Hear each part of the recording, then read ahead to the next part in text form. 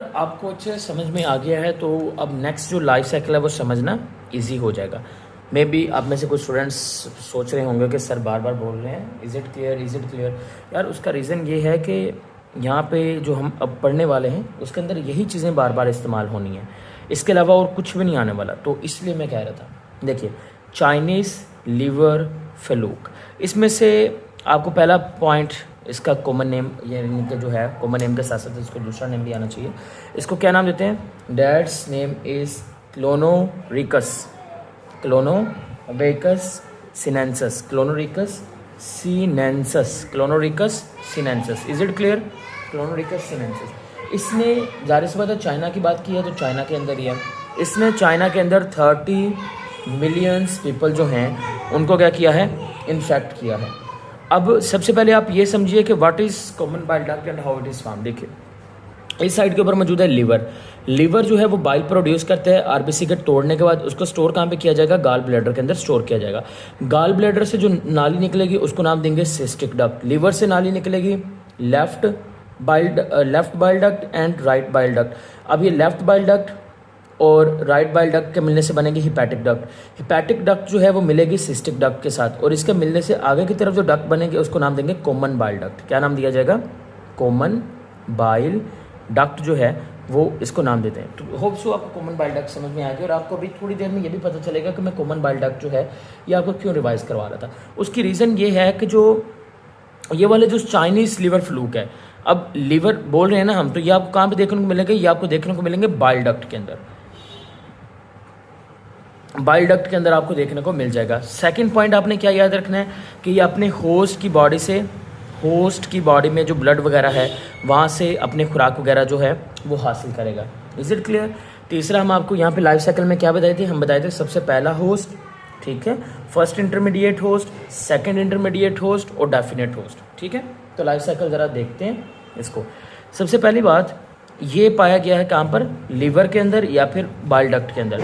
अब ये bile duct और यहाँ पर ये जो कॉमन बाइल डक्ट है, इस कॉमन बाइल डक्ट के अंदर क्या प्रोड्यूस करेंगे? इस कॉमन बाइल डक्ट में प्रोड्यूस किए जाएंगे एग्स। क्या प्रोड्यूस होंगे? एग। अब ये एग कहाँ पे प्रोड्यूस हुए? कॉमन बाइल डक्ट में। कॉमन बाइल डक्ट के बाद ये एग कहाँ पे चले जाएंगे? Common bile duct.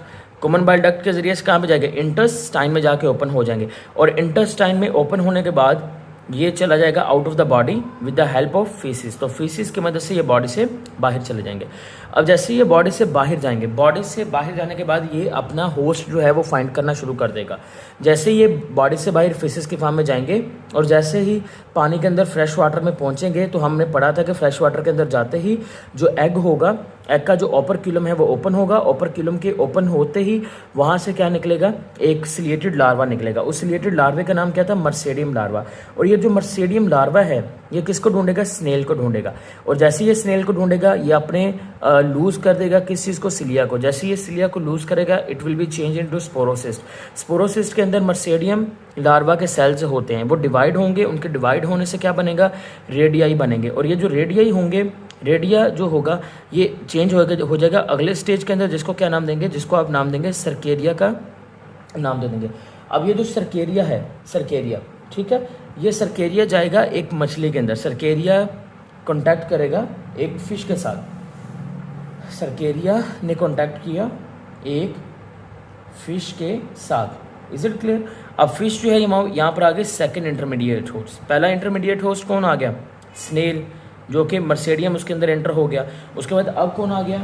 मछली। ये सेकंड इंटरमीडिएट होस्ट। ये इसकी जो एपिडर्मस होगा उसके अंदर पेनिट्रेट करेगा। पेनिट्रेट करने के बाद ये जो सर्केरिया होगा ये अपने टेल जो है वो लूज़ कर देगा। सर्केरिया अपने टेल क्या करेगा? लूज़। मैंने आपको बताया था यहाँ पे सर्केरिया के पास डाइजेस्टिव ट्रैक्ट भी होता है, शक्कर भी होता है, टेल भी होती है। इसने अपने टेल क्या कर दी? लूज़ कर दी। टेल लूज़ करने के बाद ये यहाँ पे बन जाएगा सिस्ट। क्या बन जाएगा? सिस्ट। खामोशी के साथ रहना शुरू कर देगा। और मान लीजिए दोबारा से अगर किसी ह्यूमन ने जो फूड है वो इम्प्रॉपरली कुकड जो है जो फूड खा ली, ठीक है, मछली को खा लिया, तो जाहिर सी बात है ये कहाँ पे चले जाएंगे? ह्यूमन की बॉडी में। ह्यूमन की बॉडी में जाके अडल्ट हो जाएगा, जैसे हम बताए थे डेफिनेट होस्ट। तो वहाँ पे जाके अडल्ट हो गया। अडल्ट के बाद दोबारा से लिवर, लिवर के बाद एग, फिर इंटरमीडिएट, फिर इंटेस्टाइन से बाहर रिलीज, फिर उसके बाद first intermediate host, second intermediate host, और फिर उसके बाद जाके अडल्ट जो होंगे वो उसके अंदर चेंज हो जाएंगे। सो इस तरह से ये लाइफ साइकिल जो है वो आपने याद रखना है। सिंपल सा लाइफ साइकिल है, कोई कॉम्प्लिकेटेड नहीं है। नंबर 1 स्नेल, नंबर 2 मछली, नंबर 3 आपकी बॉडी में कहाँ पर है, शिप लिवर, ये लिवर फ्लूक है तो कहाँ पर मौजूद है, बाइल डक्ट के अंदर। एग प्रोड्यूस होंगे फिशेस के जरिए से रिलीज, तो खाएगा कौन उसको, स्नेल, मर्सेडियम लार्वा। देन वो चेंज हो जाएगा किसके अंदर, आगे स्पोरोसिस्ट, फिर रेडियाई, फिर सरकेरिया। सरकेरिया मछली में जाएगा, मछली को आप खाएंगे तो आपकी बॉडी में। Is it clear? So that is about the Chinese liver fluke. अब हम देखते हैं next liver fluke, that is a ship liver fluke. उसको ज़रा स्टडी कर लेते हैं। शिप लिवर फ्लूक फेसिकुला हिपैटिका, ठीक है। तो एक चीज़ तो क्लैरिफाई है कि ये लिवर में मौजूद है और शिप के लिवर में आपको देखने को मिलेगा। वेल अब हम देखते हैं इसका name, that's name is a Fasciola hepatica.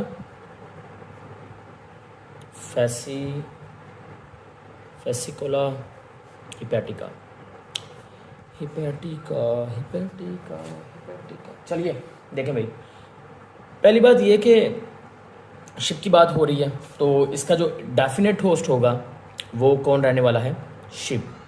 Stages same है, सेम टू सेम, इसलिए मैं वो डिटेल में करवा रहा था आपको बार बार।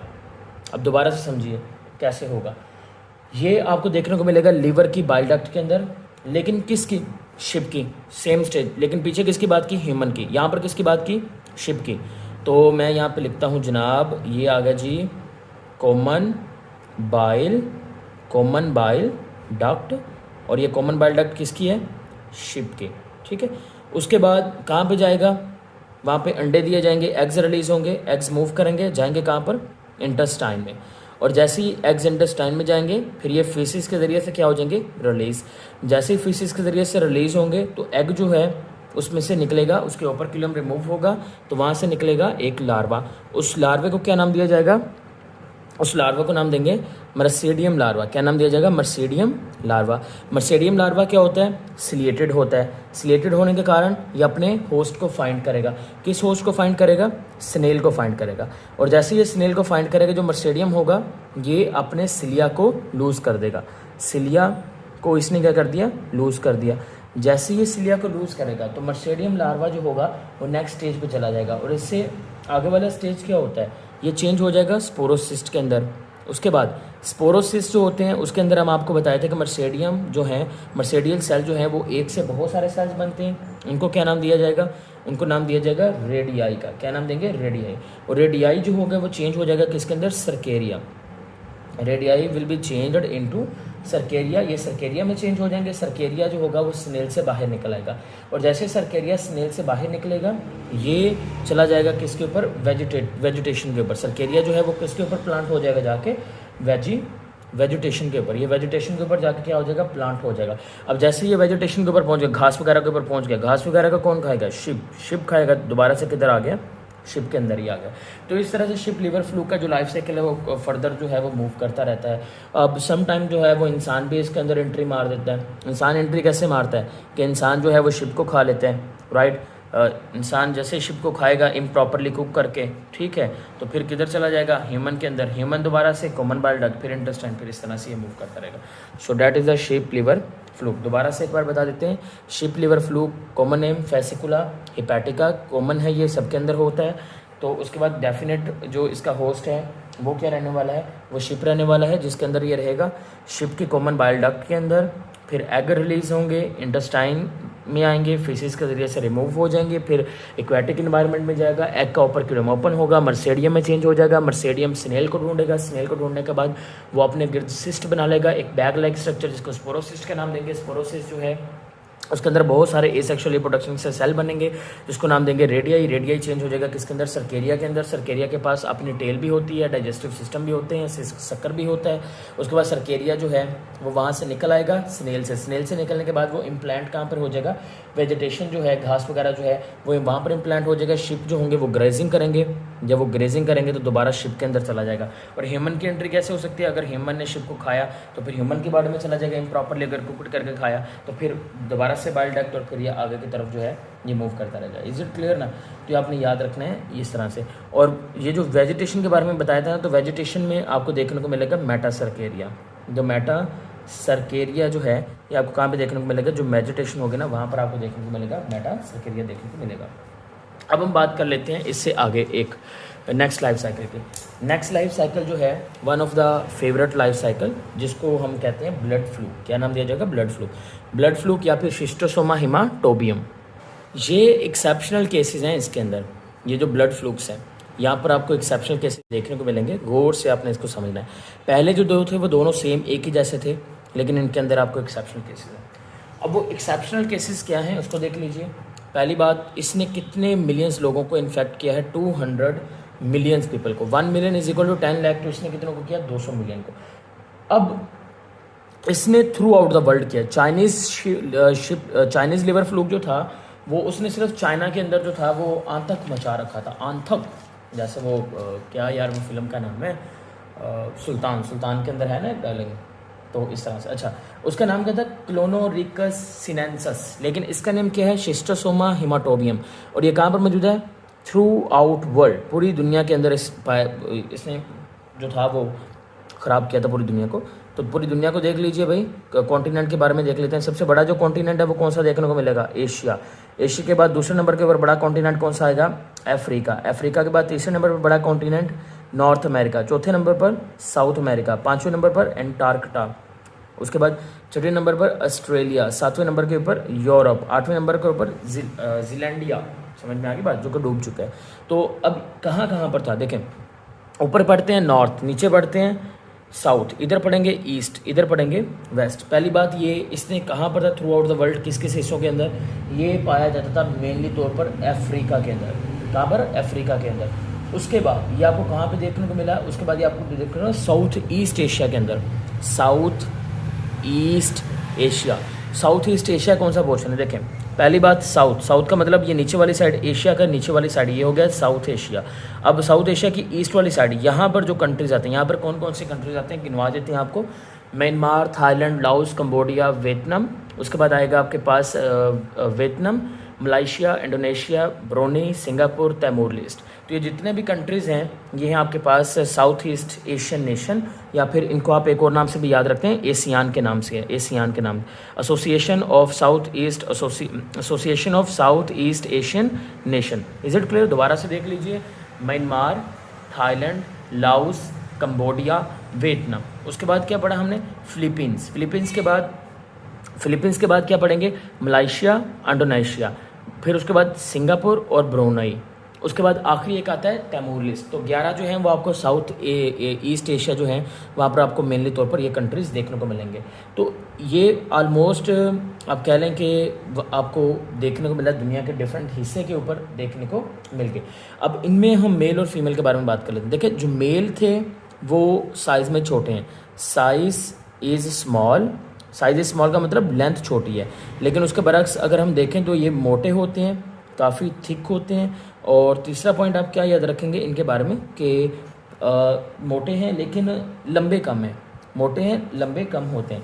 लेकिन वहीं पे फीमेल के बारे में बात करें तो आपने याद रखना है फीमेल के केस में लेंथ जो होती है, लेंथ इंक्रीज़ हो जाती है, लेकिन थिकनेस जो होती है वो कम हो जाती है। यानी कि फ़ीमेल का केस ही उल्टा रहता है। ह्यूमन फीमेल हो या फ्लूक्स का हो, दोनों को बारीक रहना बहुत पसंद है। ये भी सिर्फ फैशन करती हैं। देखिए इधर तो लेंथ जो है वो इनकी काफ़ी इंक्रीज़ है। अब पहला पॉइंट ये कि हम सभी के अंदर एक ही पॉइंट पढ़ के आए हैं कि एग होता है। अब इनके अंदर क्या याद रखेंगे कि एग जो होता है उस एग के ऊपर वाली साइड के ऊपर ओपरक्यूलम एब्सेंट होता है। पहला यूनिक पॉइंट, ओपरक्यूलम जो है वो इनके अंदर एब्सेंट होता है। पहला पॉइंट ओपरक्यूलम एब्सेंट होता है, क्योंकि ये ब्लड फ्लूक हैं, जो जाहिर सी बात है ये आपको बाइल डक्ट के अंदर नहीं बल्कि कहाँ पे देखने को मिलेंगे, सर्कुलेटरी सिस्टम के अंदर। तो सर्कुलेटरी सिस्टम के अंदर ये मौजूद होते हैं, वहाँ पर एग प्रोड्यूस होंगे। देन उसके बाद ये जो एग हैं, इस एग के अंदर क्या मौजूद होता है, स्पाइन। एग के अंदर क्या मौजूद होंगे, स्पाइन जो हैं वो मौजूद होते हैं, जो इसको हेल्प करते हैं बाकी टिश्यूज़, ब्लड के ज़रिए से मूव करता रहेगा ना, तो टिश्यूज़ के अंदर पेनिट्रेट करने के अंदर जो हेल्प करेगा वो ये स्पाइंस करते हैं। उसके बाद ये एग जो हैं ये रिमूव होंगे किसकी मदद से, या तो ये फेसिस की मदद से रिमूव हो जाएंगे या फिर ये यूराइन की मदद से क्या हो जाएंगे, रिमूव हो जाएंगे। एग जैसे ही रिमूव होंगे, इनके रिमूव होते ही, क्योंकि ओपरक्यूलम तो नहीं है तो मर्सेडियम जो होगा वो बाहर की तरफ निकल आएगा। और मर्सेडियम जो है ये बाहर की तरफ निकलेगा और ये किसको ढूंढेगा, स्नेल को ढूंढेगा। लेकिन स्नेल को ढूंढेगा कैसे, कीमोटैक्सिस की मदद से, कीमोटैक्सिस की मदद से जो है ये ढूंढ लेगा। उसके बाद ये स्नेल जो है, ये जो मर्सेडियम है, मर्सेडियम नेक्स्ट स्टेज के अंदर चेंज हो जाएगा। मर्सेडियम के बाद अगला स्टेज क्या होता है, स्पोरोसिस्ट। स्पोरोसिस्ट के अंदर चेंज हो जाएगा। स्पोरोसिस्ट के बाद आप लोग पढ़ते हैं रेडियाई। तो इसके अंदर याद रखेगा कि स्पोरोसिस्ट जो होगा वो सीधा चेंज हो जाएगा सर्केरिया के अंदर। किसके अंदर चेंज हो जाएगा, सर्केरिया। और इसके अंदर इसका मतलब ये हुआ कि जो रेडियाई स्टेज है वो क्या होता है, एब्सेंट। पहली बात ओपर्क्यूलम एब्सेंट, रेडियाई स्टेज जो होता है वो भी एब्सेंट होता है। अब ये सर्केरिया पे पहुंच गया। सर्केरिया के बाद होना होता है मेटासर्केरिया। इनके अंदर मेटासर्केरिया जो होता है वो भी एब्सेंट होता है। तो मेटासर्केरिया भी एब्सेंट हो गया। इनके अंदर जो रेडिया होता है वो भी एब्सेंट हो गया। ओपर्क्यूलम जो है वो भी एब्सेंट हो गया। Is it clear. अभी जो सर्केरिया होगा ये अपने टेल को लॉस करेगा और टेल को लॉस करने के बाद ये दोबारा से किस में एंटर हो जाएगा, ह्यूमन के अंदर एंटर हो जाएगा। ह्यूमन के अंदर एंटर हो जाएगा। ह्यूमन के अंदर एंटर कैसे हो जाएगा, ह्यूमन के अंदर एंटर हो जाएगा, उसकी जो स्किन वगैरह होगी उसके ज़रिए से पेनिट्रेट करेगा और पेनिट्रेट करने के बाद ब्लड में चला जाएगा, इंटेस्टाइन में चला जाएगा, वेंस के अंदर चला जाएगा, फिर ऐसे घूमता रहेगा। दोबारा से सुन लीजिए, सर्कुलेटरी सिस्टम के अंदर मौजूद थे, वहाँ पर इन्होंने अंडे दिए। अंडे के ऊपर क्या थे, स्पाइंस। ओपर्क्यूलम एब्सेंट था तो अंडा जो था वो पेनिट्रेट कर गया और किसी तरह से ये डाइजेस्टिव सिस्टम में गया या यूराइनरी सिस्टम में चला गया और वहाँ से ये फीसिस और यूराइन के ज़रिए से रिमूव हो गया।